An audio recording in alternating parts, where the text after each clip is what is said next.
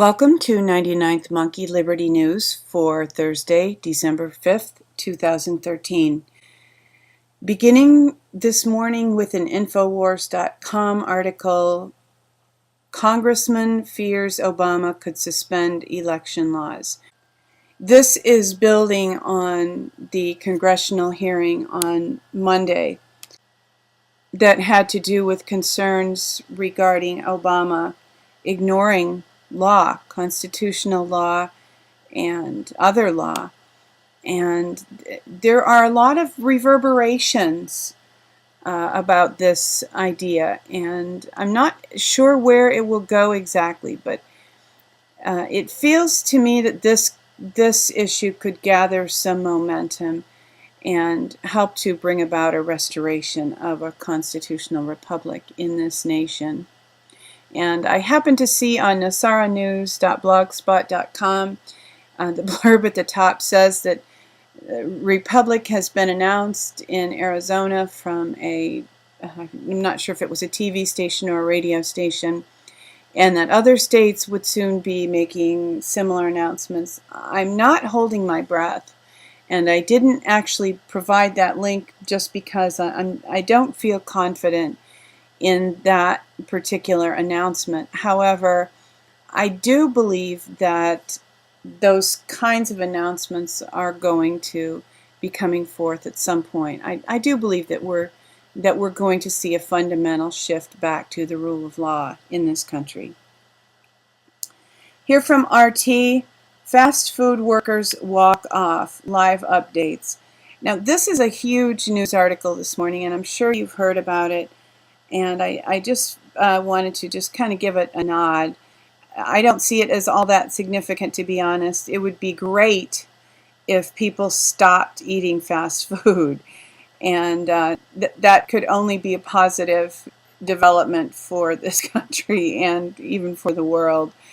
As we all know, fast food is loaded with artificial ingredients and just very, very nasty chemicals.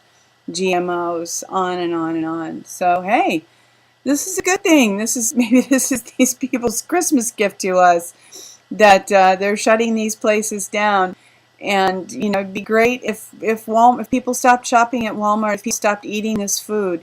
Maybe if there is no fast food for a few days, people will figure out other food that is tasty and healthy, and maybe they'll feel so great that they'll just give up this bad habit. We can hope. Another big issue that's been in the news the last couple of days is the fact that Detroit had pensions confiscated. Workers in Detroit, I think 80% of their pensions.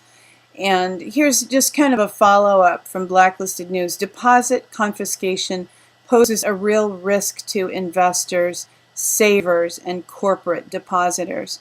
This is a growing trend, and we saw it happen in Greece some time ago, and this is a very real threat. When the banks just take over, when there is no rule of law, there is nothing to prevent banks from just reaching into our pockets and our savings accounts, all of our investment accounts, and just taking out whatever they want. Because it's only rule of law that prevents people from behaving that way. And these people have been hiding behind a mask for so long that they're the good guys, and the people who don't pay their credit cards are the bad guys, and shaming us all with credit scores while they just amp up their usury, which is technically illegal, and it used to be very restricted even for banks. And they've twisted here, they've flipped on us who the good guys are and who the bad guys are. And it's definitely the banks who are the bad guys, and that is why we need the rule of law to protect us from this kind of behavior. And we just really need a sweeping restoration of the rule of law. Of course, people are seeking refuge in other places besides banks. One of the big places that people have been seeking refuge from the tyranny of banks is Bitcoin. And interestingly enough, the banks are going after Bitcoin. Bitcoin tumbles after China's central bank bans financial companies from using digital currency. And the issue here is, if you have Bitcoin, can you use it? I mean, we have to be able to access it and use it for it to have any value. And this liberty that's given to people through Bitcoin, and I don't own Bitcoin, and I beat the drum for Bitcoin, but this type of cryptocurrency, this type of alternative to banks, definitely has potential to deliver us and help us become free from the oppression of the banks. And so naturally the banks are going after Bitcoin, and hopefully they will not succeed. And people in China can still use Bitcoin, but they are warned that they have no protections. Here's that blurb. However, the reason why Chinese Bitcoin didn't tumble all the way to zero is because the PBOC added a loophole that the public is free to participate in internet transactions provided they bear their own risks. That's really kind of doesn't even need to be stated. Anybody who's followed the history of Bitcoin is aware that there are risks. And it's not as if there aren't risks with currency that's generated by the Federal Reserve anyway, right? I mean, they completely manipulate that. Moving on, the unaccountable technology of weather modification, Fritz Springmeier. And in this article, Fritz gets into, not real deeply, but he exposes some of the issues having to do with weather manipulation, weather modification. And as I read this article by Fritz, which is very good, I was reminded of a book by Michael Crichton called State of Fear. It's not his best work as a novel. It's not I wouldn't call it a great novel. It's a fun read. But what he has done in this book, State of Fear, is he included some appendices that support all of the science that is a part of the story. And because some of it's pretty far out. I mean, there's a machine that causes an earthquake, and there's just some wild stuff in the plot of this book.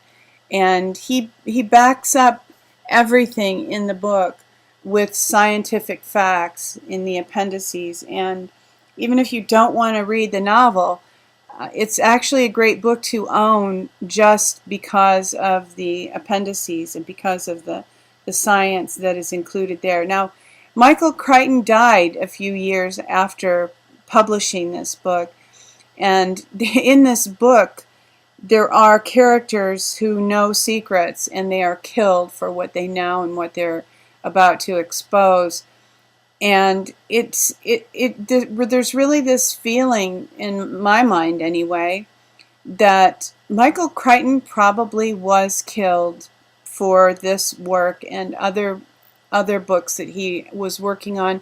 I think there was one more book that came out after this. I did read it.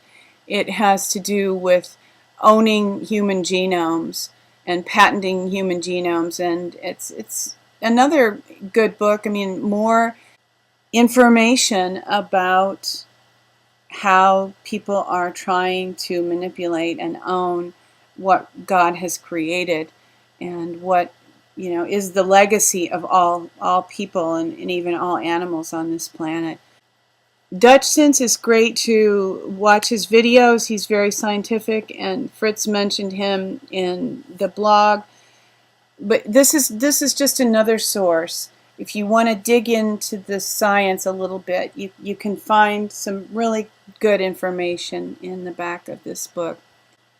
Here's an article from Daily News. ABC brass nixed Barbara Walters' pick of Edward Snowden as year's most fascinating person. I think it's great that Barbara Walter even wanted to do this. And I believe that people in the press are beginning to feel that noose around their necks tighten. They are realizing that they really don't have the freedom to report the truth. Well, duh, right? I mean, we know that. But at some point, these people will put up with with different degrees of being stymied. But I think that there's a growing unrest among even members of the mainstream media that they're feeling the pressure of not being able to report the truth, and some of them genuinely do want to report the truth. She's got the sledgehammer out. Sharyl Attkisson nails the White House for withholding info, and Sharyl Attkisson is a great reporter. I fully believe that she wants to expose the truth.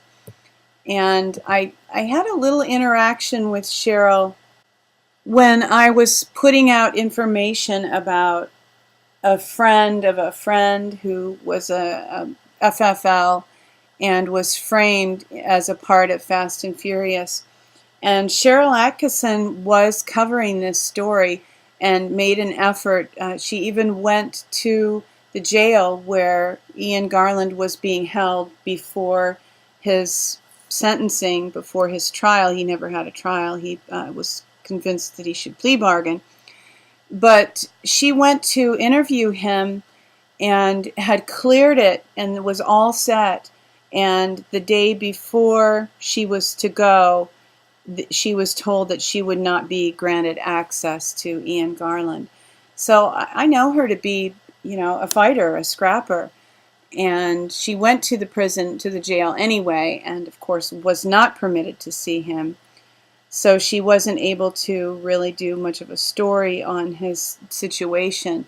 But she definitely wants to pursue the truth, and that's encouraging. Here is a YouTube video. This is from Luke Rudkowski, and he traveled to Dallas, Texas to visit Quinn and shot this video, The State's War on Sustainable Communities. And evidently this sustainable community was attacked. Certainly the powers that were, or however you want to say that, do not want us living off-grid in sustainable communities. What they call sustainable when they are trying to build Agenda 21 communities is not the same thing that we see as sustainable. So they don't like truly sustainable communities, and this video is evidence of that. And for some good news from Natural News, Herbal antioxidants improve learning and memory, could decrease Alzheimer's risk. So just a reminder, I think we probably all are taking vitamins, supplements, herbs, trying to eat healthy, trying to avoid GMOs, trying to find organic foods, so on and so forth. But it's always nice to just have these little reminders and affirmations that, yeah, this lifestyle is beneficial and will help us. And here from David Icke is more good news. Hemp, the ultimate cash crop, health food, and environmental savior rolled into one. Well, so that tells us why they hate hemp, right? And hopefully we will just continue to experience breakthrough after breakthrough. As I said earlier in this news video, hopefully soon we will have a restoration of a constitutional republic and live under the rule of law, more toward common law, natural law, so that we don't have government interference in everything that we try to do, such as be healthy, make money, and protect the environment for real. Thanks for tuning in for today's news. Weeping may endure for a night, but joy comes in the morning. Hoping that you will love one another, take care, and insist on liberty.